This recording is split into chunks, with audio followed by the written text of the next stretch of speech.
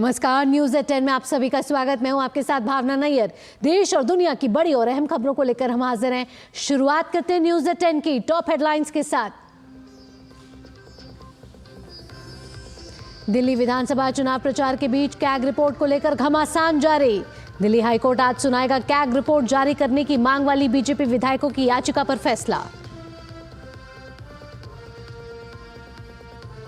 दिल्ली में चुनाव प्रचार तेज। योगी आदित्यनाथ, जेपी नड्डा, अनुराग ठाकुर करेंगे रैलियां। आप और कांग्रेस के स्टार प्रचारक भी ठोकेंगे ताल। वक्फ संशोधन बिल पर बनी जेपीसी की बैठक आज। जम्मू कश्मीर के मीरवाइज उमर फारूक के लिए जाएंगे सुझाव। बजट सत्र में रखी जाएगी रिपोर्ट। अंतर्राष्ट्रीय खबरों में अमेरिका में ट्रंप प्रशासन के जन्म आधारित नागरिकता रोकने वाले आदेश को कोर्ट ने बताया स्पष्ट रूप से असंवैधानिक। अस्थायी प्रतिबंध आदेश के खिलाफ अपील करेंगे अब ट्रंप। और ऑस्ट्रेलियन ओपन के सेमीफाइनल में नोवाक जोकोविच और अलेक्जेंडर ज़्वेरेव के बीच मुकाबला जारी। वहीं महिला एकल में मैडिसन कीस और अरीना सबालेंका ने बनाई फाइनल में जगह। न्यूज एट 10 के टॉप हेडलाइंस के बाद अब खबरें विस्तार से।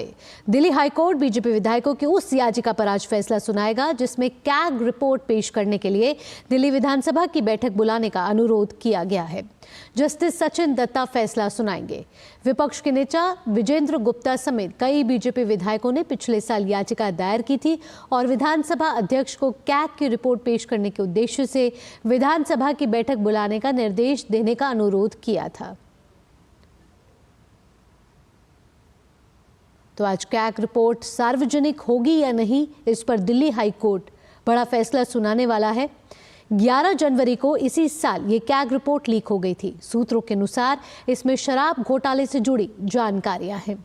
तो आप अपनी स्क्रीन के सामने वो ज़रूरी बातें देख रहे हैं जिसमें आप उलझती हुई नजर आ रही है। ये कैग रिपोर्ट है। कैग रिपोर्ट में सूत्र ये कह रहे हैं कि इसमें शराब घोटाले से जुड़ी जानकारी है और ये वही शराब घोटाला है जिसको लेकर अरविंद केजरीवाल जेल जा चुके हैं। इसके साथ साथ कई और मंत्री भी जेल जा चुके हैं।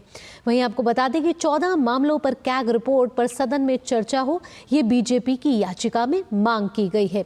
साथ ही आपको बता दें कि फैसलों पर एलजी की मंजूरी तक नहीं ली गई है, ये कहना है बीजेपी का। यानी कि जो कैग रिपोर्ट में जो निर्णय लिए गए हैं उस पर एलजी की रजामंदी नहीं ली गई। आपको बता दें कि 2021 में नई शराब नीति लागू हुई और उसके बाद रिपोर्ट सार्वजनिक करने वाली याचिका पर आज दिल्ली हाई कोर्ट फैसला सुनाएगा। इससे पहले दिल्ली हाई कोर्ट ने अपना फैसला सुरक्षित कर लिया था। आज दिल्ली हाई कोर्ट आपसे कुछ देर बाद फैसला सुना सकती है। बीजेपी विधायकों ने याचिकाएं दायर की है। इस याचिका में कहा गया है कि कैग रिपोर्ट को सार्वजनिक किया जाए। साथ ही आपको बता दें कि दिल्ली हाई कोर्ट ने 16 जनवरी को अपना आदेश सुरक्षित रखा था जिस पर आज फैसला सुनाया जाएगा। याचिका में जो मांग की गई है वो ये मांग की गई है कि विधानसभा का विशेष सत्र बुलाया जाए और इस विशेष सत्र के जरिए कैग रिपोर्ट को सार्वजनिक किया जाए। जो बेंच इसकी सुनवाई कर रही है और आज फैसला सुनाएगी वो आज जस्टिस संजीव की है और हाईकोर्ट ने 13 जनवरी को आतिशी सरकार को फटकार लगाई थी। कहा था कि आपने कैग रिपोर्ट को सार्वजनिक नहीं किया, इससे आपकी ईमानदारी पर संदेह होता है। दिल्ली विधानसभा चुनाव प्रचार की बात कर लेते हैं जो इस समय पूरे जोरों शोरों से चल रहा है। जी हाँ, पार्टियां पूरी ताकत झोंक रही हैं। सभी दल इस समय धुआंधार प्रचार में जुटे हुए हैं। पार्टियां अपने फायर ब्रांड नेताओं को मैदान में उतार रही हैं। बात पहले भाजपा की कर लेते हैं तो उत्तर प्रदेश के मुख्यमंत्री योगी आदित्यनाथ दिल्ली में तकरीबन 14 चुनावी जनसभाएं करने वाले हैं। कल से उन्होंने चुनावी बिगुल बजाया था दिल्ली में। आज उनके चुनावी बिगुल का है दूसरा दिन और आज भी वो कई जनसभाएं करके जनता से भाजपा के पक्ष में वोट करने की अपील करेंगे। वहीं भाजपा के राष्ट्रीय अध्यक्ष जेपी नड्डा भी आज दिल्ली में 2 चुनावी रैलियां करेंगे। जेपी नड्डा की 2 चुनावी रैलियां मेहरौली और राजनगर पालम में होने वाली हैं। जेपी नड्डा मेहरौली में भाजपा प्रत्याशी गजेंद्र यादव के समर्थन में रैली करके वोटों की अपील करेंगे। वहीं पालम में जेपी नड्डा भाजपा प्रत्याशी कुलदीप सोलंकी के पक्ष में रैली करेंगे। इसके अलावा भाजपा नेता नेता अनुराग ठाकुर भी आज 3 जनसभा करेंगे। अनुराग ठाकुर मंगोलपुरी, नई दिल्ली विधानसभा क्षेत्र और द्वारका में रैली करके भाजपा के पक्ष में वोट देने की अपील जनता से करेंगे। बात अब कांग्रेस की कर लेते हैं तो कांग्रेस भी दिल्ली की कुर्सी हासिल करने के लिए इस समय एड़ी चोटी का जोर लगा रही है, लेकिन उन्हें एक बता दें आपको, Sandeep Dikshit door to door अभियान कर रहे हैं। कांग्रेस प्रवक्ता सुप्रिया श्रीनेत आज प्रेस कॉन्फ्रेंस करेंगी। दिल्ली विधानसभा चुनाव के लिए आपको बता दें मतदान अगले महीने की 5 तारीख को है, जबकि मतगणना होनी है 8 फरवरी को। और इन सबके बीच कांग्रेस उम्मीदवार संदीप दीक्षित ने अरविंद केजरीवाल पर निशाना साध दिया है। दिल्ली में गंदगी और यमुना नदी की प्रदूषण के लिए केजरीवाल को जिम्मेदार ठहराते हुए उन्होंने उत्तर प्रदेश के मुख्यमंत्री योगी आदित्यनाथ को स्वच्छ गंगा अभियान के लिए धन्यवाद किया। मैं धन्यवाद करूंगा योगी आदित्यनाथ जी का कि गंगा जी की सफाई, आपको याद होगा गंगा एक्शन प्लान राजीव गांधी जी के समय 1987-88 में शुरू हुआ था, और सब लोग मानते हैं कि गंगा जी में आज जो यमुना जैसी गंदगी है वो इसीलिए नहीं हुई क्योंकि गंगा एक्शन प्लान बना, उसके बाद नेशनल गंगा अथॉरिटी बनी और तमाम काम उसमें धीरे धीरे होते रहे। इतनी बड़ी नदी को हम अपने मानव जीवन अपनी गंदगी से प्रदूषित करें, उसके लिए समय लगता है ठीक करने में, लेकिन एक प्रयास हुआ और सरकारों ने भी मदद की। दिल्ली में तो ये प्रयास चल रहे थे, कांग्रेस सरकार ने कितने प्रयास किए। 7 इंटरसेप्टर जो लगने थे नजफगढ़ नाले में, उसमें एक भी आज तक पूरा नहीं हो पाया। यहाँ जितना गंदगी आज हो रही है उसका आप समझ लीजिए 80% जिम्मेवार, 90% जिम्मेवार कोई है तो अरविंद केजरीवाल है। आम आदमी पार्टी के संयोजक अरविंद केजरीवाल को मिली पंजाब पुलिस की सुरक्षा हटा ली गई है। इस मामले को लेकर भी सियासी संग्राम छिड़ गया है। दरअसल आपको बता दें कि दिल्ली विधानसभा चुनाव के प्रचार अभियान के दौरान पंजाब पुलिस केजरीवाल को सुरक्षा दे रही थी। पंजाब के डीजीपी ने गुरुवार को कहा कि इलेक्शन कमीशन और दिल्ली पुलिस की आपत्ति के बाद अरविंद केजरीवाल को दी गई पंजाब पुलिस की सुरक्षा हटा दी गई है। उन्होंने साथ ही कहा कि अरविंद केजरीवाल को सिक्योरिटी थ्रेट्स हैं, जिसको लेकर हमें चिंता है। वहीं दिल्ली पुलिस से जुड़े सूत्रों के मुताबिक अरविंद केजरीवाल को Z+ की सुरक्षा मिली हुई है। वो दूसरे राज्य की सुरक्षा नहीं ले सकते हैं और न उनको दूसरे राज्य से सुरक्षा मिल सकती है। ये कहना गलत होगा कि वो कानूनी तौर पर ये सही नहीं है कि वो दूसरे राज्य की सुरक्षा ले। सीएम साहब सरदार भगवंत मान ते अरविंद केजरीवाल जी ਦੀ ਥ੍ਰੈਟ ਬਾਰੇ ਸਾਨੂੰ ਟਾਈਮ ਟੂ ਟਾਈਮ ਰਿਪੋਰਟਸ ਆਉਂਦੀਆਂ ਹੈਗੀਆਂ ਤੇ ਉਹ ਅਸੀਂ ਕੰਸਰਨਡ ਏਜੰਸੀਜ਼ ਨਾਲ ਅਸੀਂ ਸ਼ੇਅਰ ਕਰਦੇ ਹੈਗੇ ਤੇ ਅੱਜ ਸਾਨੂੰ ਦਿੱਲੀ ਪੁਲਿਸ ਤੇ ਇਲੈਕਸ਼ਨ ਕਮਿਸ਼ਨ ਦੀ ਹਦਾਇਤਾਂ ਤੋਂ ਬਾਅਦ ਜਿਹੜਾ ਪੰਜਾਬ ਪੁਲਿਸ ਦਾ ਕੰਪਲੀਮੈਂਟ ਜਿਹੜਾ ਸੀਗਾ ਕੇਜਰੀਵਾਲ ਸਾਹਿਬ ਦੀ ਸਿਕਿਉਰਿਟੀ ਦੇ ਵਿੱਚ ਉਹ ਅਸੀਂ ਉੱਥੋਂ ਵਿਡਰਾ ਕੀਤਾ ਹੈ ਤੇ ਅਸੀਂ ਆਪਣਾ ਕੰਸਰਨ ਜਿਹੜਾ ਹੈਗਾ ਉਹਦਾ ਨਾਲ ਸ਼ੋ ਕੀਤਾ ਹੈ ਤੇ ਅਸੀਂ ਇਨ ਟੱਚ ਰਹਾਂਗੇ। ਅਸੀਂ ਆਪਣੇ ਇਨਪੁਟਸ ਜਿਹੜੇ ਹੈਗੇ ਉਹ ਦਿੱਲੀ ਪੁਲਿਸ ਨਾਲ ਅਸੀਂ ਸ਼ੇਅਰ ਕਰਦੇ ਹਾਂ। और अब बात कर लेते हैं वक्फ संशोधन बिल की, जिस पर गठित संयुक्त समिति की आज सुबह संसद भवन परिसर में बैठक होने वाली है। जगदम्बिका पाल की अध्यक्षता में होने वाली इस बैठक में मुताहिदा मजलिस उलेमा जम्मू कश्मीर के मीरवाइज उमर फारूक के सुझाव लिए जाएंगे। वक्फ संशोधन अधिनियम पर जेपीसी की बैठक में कल क्लॉज बाय क्लॉज चर्चा होगी। इसके बाद 27 जनवरी को भी जेपीसी की बैठक होनी है। संसद के बजट सत्र के दौरान वक्फ संशोधन बिल पर जेपीसी की रिपोर्ट सदन के पटल पर रखी जानी है। समिति ने देश भर में तमाम पक्षकारों, कानूनविद, स्कॉलर्स से वक्फ संशोधनों को लेकर उनकी राय ली है। 8 अगस्त को वक्फ संशोधन विधेयक लोकसभा में पेश होने के तुरंत बाद इस समिति का गठन किया गया था। विपक्षी दलों ने इस विधेयक में प्रस्तावित संशोधनों को मुस्लिम समुदाय के धार्मिक अधिकारों का उल्लंघन बताते हुए कड़ी आलोचना की। वहीं सत्तारूढ़ बीजेपी का कहना है कि ये संशोधन वक्फ बोर्ड की कार्यप्रणाली में पारदर्शिता लाएंगे और उन्हें जवाबदेह बनाएंगे। और अब बात उत्तर प्रदेश के संभल की, जहां बुलडोजर कार्रवाई को लेकर दायर अवमानना याचिका पर आज सुप्रीम कोर्ट में होनी है सुनवाई।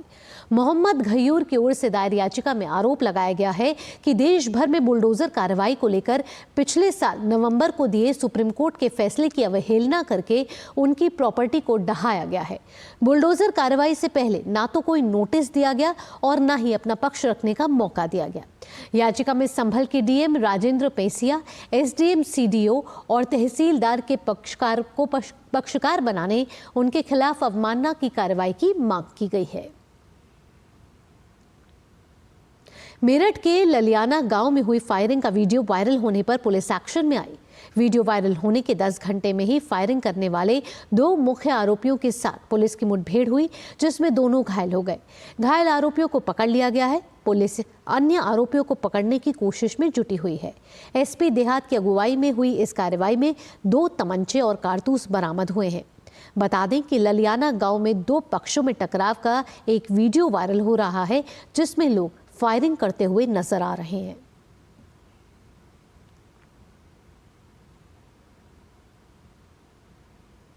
की जा रही थी। इस दौरान कुछ बदमाशों के वहां छिपे होने की सूचना मिली थी। जब उन्हें चेक करने का प्रयास किया गया तो अचानक पुलिस पार्टी पे उन्होंने फायर कर दिया। सेल्फ डिफेंस की पुलिस की फायरिंग में 2 बदमाश घायल हुए हैं, जिनकी पहचान ललियाना गांव के रहने वाले वसीम और वासिद के रूप में हुई है। आज दिन में ही वहां एक विवाद हुआ था, जिससे संबंधित एक वीडियो भी वायरल हुआ था, जिसमें फायरिंग की घटना भी हुई थी। उसमें ये वांछित थे। इनके पास से एक तमंचा, कुछ कारतूस वगैरह बरामद हुए हैं। इनको प्राथमिक उपचार के लिए अस्पताल में भेज दिया गया है और जो विधिक कार्यवाही है वो थाना किठौर के द्वारा निष्पादित की जा रही है। इनके आपराधिक इतिहास को पता लगाया जा रहा है। न्यूज़ 10 में वक्त हो चला एक छोटे से ब्रेक का। ब्रेक के बाद खबरें होंगी महाकुंभ से जुड़ी हुई। आप जुड़े रहिए न्यूज़ 10 के साथ। नमस्ते भारत, मैं हूं आपकी बेटी। Thank you. 10 साल पहले आपने मुझको एक गिफ्ट दिया था। गर्भ में बेटी की हत्या ना हो, इसके लिए हमने बेटी बचाओ बेटी पढ़ाओ अभियान शुरू किया। आपने गर्भ में हमारी रक्षा की, हमारी संख्या बढ़ाई। पैदा होते ही सुकन्या समृद्धि खाता खोला। 97% से अधिक स्कूल में अलग से शौचालय बनवा दिए, तो अब हमारी पढ़ाई में बाधा नहीं रही। आज साइंस, टेक्नोलॉजी, इंजीनियरिंग और मेडिकल में करीब आधे एडमिशन्स हम गर्ल्स का होता है। आज हर खेल में हीरो मेडल्स हम घर लेकर आती है। आपने तो बेटियों के लिए सैनिक स्कूल से लेकर सेना के द्वार भी खोल दिए। बेटी बचाओ बेटी पढ़ाओ अभियान का 1 दशक हमारा दशक। जब धरती चीर कर निकलता है लोहे का पत्थर और मिलता है मोंगिया के जोश से, फिर तपता है, पिघलता है और बनता है फौलाद। अब होता है सरिया सारी खूबियों के साथ। मोंगिया स्टील, मजबूत देश का मजबूत सरिया। ब्रेक के बाद आपका स्वागत। और आइए बात कर लेते हैं दिव्य भव्य महाकुंभ की।